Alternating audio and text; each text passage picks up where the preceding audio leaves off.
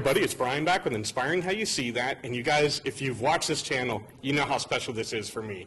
This is my favorite band. I have Danny and Pal from The Warning. The Warning. Hi. Thank you so much.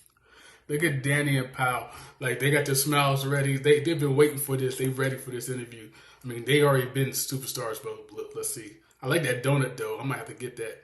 Much for being with us. Thank you for having us. We're excited to be here. Yes. Nice. So you're actually, unfortunately, Ali's not feeling well. So yes, Ale is under the weather right now. We've all been just kind of like rotating on who is not feeling well. We got the flu, but she's like taking her time to rest up so she can perform, and we're getting there.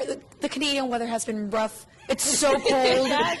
It's really cold, and But they're in Canada right now, I guess. And you know what? I didn't even notice they really do. Even though I know they're related, they really do look alike right here. Besides the change of blonde and red hair, though, they really do look alike. I feel like more than anything, it's really cold outside. It's really warm inside, and after the shows, you're all sweaty, and then you just step out into that cold, and it's taking a toll. Yeah, yeah. So we are here in London, Ontario, and you're getting kind of down towards the end of your tour with 3 Days Grace. So how's that been? It's been great. I mean, apart from the flu, the guys are super nice. The whole crew is super nice. The other band that's opening the show with us, the Standstills, are incredibly cool and nice.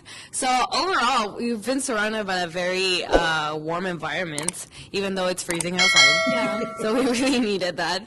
And it's really awesome. Like, 3 Days Grace is a band that we looked up to. Sure. So, like, just being here, it's like, oh my God, every time they play their show, it's like, I used to, like, listen to these songs on repeat. So now it's like just being like, oh, I'm on the same tour as them. It's really exciting. It's been an honor being able to perform with them. Actually, I got the invitation to perform a song with them. I got airplanes flying around. I'm trying to hear these things and it's like buzzing. I know y'all probably might hear it there too on the mic. I'm trying to wait for it to go down. I was like, can I do Painkiller? And they're like, yes! So some nights I've been going out on stage and singing with them, which is a dream come true. And also, like, getting to know Canada in general has been great. Yeah, it's our first time touring Canada. And yesterday I was talking about this with myself, not with anybody in particular. But I was just like, we have 6 shows left in the year. Okay. 4 of them are here in Canada. The other one is Colombia and Peru, and that's it.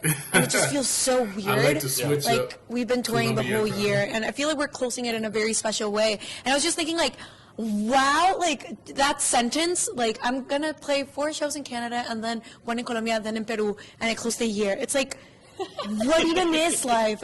We just feel really... What even is life? It makes more sense in Spanish. Oh. But we just feel really grateful that we've been having these opportunities. Sure. You talked about, I mean, you've been pretty much all over North America all year. Yes. How's it going to feel to finally go home for a little bit? Oh, well, we go home for literally like 2 weeks. So it's not going to be like a very long time. But it's going to feel amazing. Yeah, definitely. We're going to rest up a little bit. And it's the holiday, so we can hang out with our family. Nice. I mean, the extended family, because we hang with our family all the time. every day. You get what I mean. Yeah. We definitely are looking forward to resting up and just being in one place for more than 2 days would be fantastic. Yes. Sure. Yeah. And I think I saw that you guys are planning on going to Nashville to do some writing. Yes, we are. We arrived from Peru. We're 2 days in Monterrey, and we leave for Nashville for a week. Yeah. So, like, our 3-week vacation was reduced into 2 weeks. And but it's all good. I mean, we're really excited about that. Writing with other people is always really fun. And we've never been to Nashville, which is insane. Like, as musicians, that is something that you always do. Never been there? Like, Nashville is such a... Yeah, I've been to Nashville twice. Sorry for stopping. I've been to Nashville twice. One with my choir when I was in high school. We sang at Opryland. And I did go to the Grand Ole Opry, but we didn't sing at the Grand Ole Opry. Like, you have to be a legend to sing at the Grand Ole Opry. But we did go to Opryland, though, and I got to see the Grand Ole Opry. And I went to Nashville again for, like, to go on Music Row. If you ever been to Nashville, that's Music Row. So, like, that's kind of a mecca for musicians. I mean, like, real good musicians. So I like that. Big music city, and Mecca. in every tour we just kind of like went around it for We some haven't reason. played there. I So know. now we're going to visit it first for the writing, and hopefully next year we get to like play there. Yeah. Nice. Now, can we expect some new music then next year? Well, I mean, I think that's the point of this writing session. Yes. But we can't say anything for certain, like, oh, yes, it's going to happen. But that is definitely the goal. Are we working on it? Yes, we are. Clearly. Very cool. New music Now, for one the thing I morning. wanted to ask you, is it more difficult to come up with a new song from scratch or to do what you did with Enter Sandman, which is take a classic song and completely redo it? I think you can't compare the experiences because they're Yeah, just no, so they're- different. They're very different. It's a very different mindset that you're going through because when Okay. you're creating something, you have the liberty to like just really throw things around and do things like 10 times and change everything. Yeah. When it's another song, well, I feel and like you if have you're- a deadline. Exactly. And I feel like with Enter Sandman for us, it was a very different thing because we also had this, like, it's for Metallica. Like, it wasn't our standalone project that we decided to do a cover for it. It was, like, for Metallica. And we weren't doing it alone. We also did had it with Alessia. So, So- if we were doing, like, a cover by ourselves, I feel like it would just be really fun because we wouldn't have to worry about writing, just, like, rearranging something that we already like. That would be interesting. But which is harder, I can't answer that, honestly. They're just Okay. very different. Yeah. Did you feel any pressure Oh, added on yes, because of it's Metallica? course. I mean, how could you Yes. not? It's Metallica. And it's like such an iconic song Yeah. that people know even if they don't know it. You Yeah, know? exactly. They just like And it's really cool to see, Yeah, like, because Metallica really I'm liked it. pause.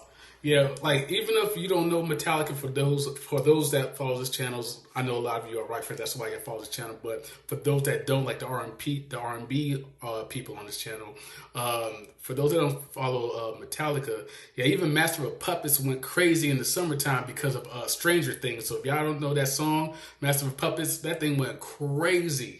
Like this summer, like it was always live, but it was kind of dead. But then it got more fire because of TV and television. Master of Puppets. Like I don't know if you ever seen this movie called Heavy Metal. It's like a cartoonish, but it's all like rock songs. That thing was crazy. I love that movie. Yeah, check it out. Heavy Metal. It's called Heavy Metal.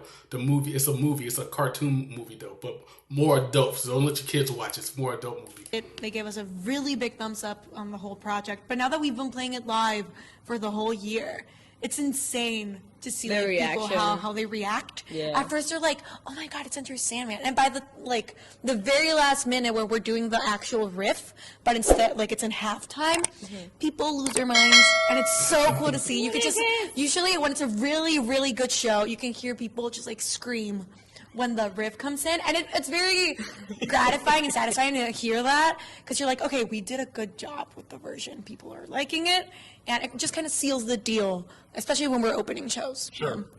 Nice.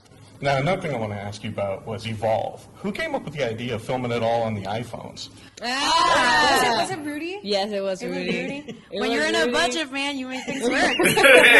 Right, I hear that. It's awesome. It was really hot in that Oh, little, man. what was it? It was a parking garage. It's a parking garage, and it was really hot down there.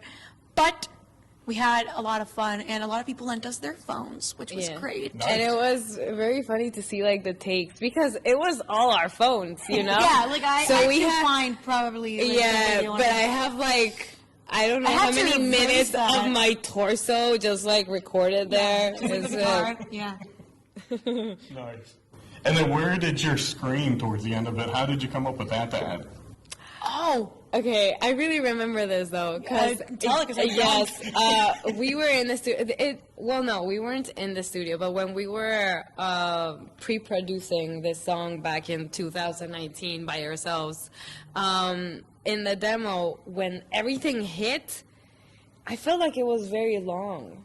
Like it's Okay. a very long part, and then it goes. It has this crescendo with the notes on the guitar. I was like, something has to happen there. I was like, oh, why don't you just scream? And we actually had something else like, you just like scream I said something else, everything. though. Yes. So you screamed that part, and then you kept screaming, and yet you said like phrases and stuff, but we didn't keep Well, all that that. We sounded just crazy. kept like the initial scream. She just went. It was trono. Oh no! I was trying to play the bass and my Your my finger joints cracked. snapped Yeah. horribly, and that I screamed something, and that was in the demo just for it to feel a little bit more. Yeah. And then when we recorded it, we were like, We need it. we should add a scream there. Yeah. And for some reason, I was the indicated one to scream. So I did it, and it went out great. And I've been practicing it for a really long time.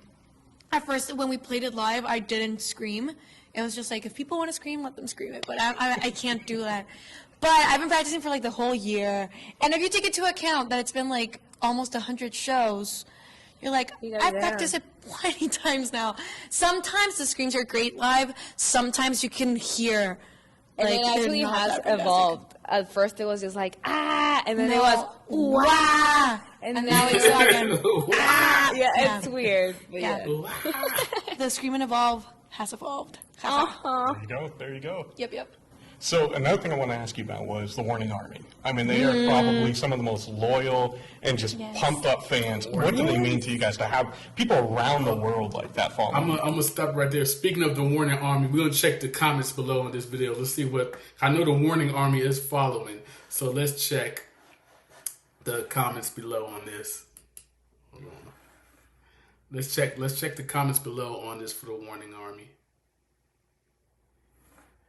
Okay, we got one said, one of my favorite things about the Warning and the Warning Army is that it kind of feels like one giant family. Yep. Hey, the Warning Army doesn't play. Jeffrey Buck says, absolutely love these beautiful and ultra talented young ladies. I'm 55 and never expected to be in awe of a female rock band as I do them.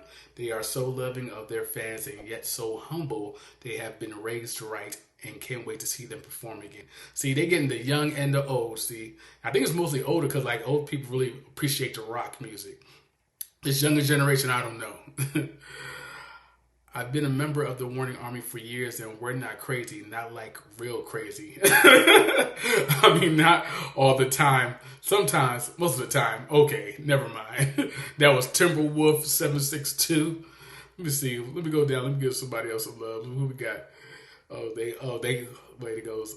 I truly believe these girls are on their way in being one of the best female rock bands out there. They are very driven and willing to put in their work. Yeah, because I don't see a lot of female rock bands right now. So, yeah, they definitely, they stay on this trajectory. They definitely want to, like, explode. Like, I mean, they're already big, but, you know, everything's so niche now in the world, depending on where you look at on the internet. But, like, they're really going to get worldwide very soon, though. Let me see, last one. I'm going to do the last one. I love this band by Rob Sorensen. I love this band. Thanks for the interview. We are slightly crazy, but in the best kind of way. Talking about the Warning Army, it's like crazy. The Warning Army, don't play with that Warning Army, boy. They'll come after you. Don't come after them girls, because the Warning Army will get you. So I learned that lesson. Trust me, when I first started reacting to the Warning Army, to the Warning, man, I saw the Warning Army come out in droves. Yeah, I appreciate it too. If this is your first time to my channel, like, share, subscribe, leave a comment below. Tell me what other interviews you want me to react to, any other songs or artists. Just to let you guys know that follow me on this channel. I told you guys I'm going to be traveling starting next month. So I'm going to be making my way over to Southeast Asia, but I'm going to start over here in the Caribbean. I'm going to be doing reactions around the world, I guess. So I'm going to be doing reaction traveling. So I'm going to be reacting to the music around the world and the artists while I'm traveling with different backdrops. So y'all will see that coming, all right? Thank you for coming to my channel. Thank you. I'm out. Sheik-A-Deak.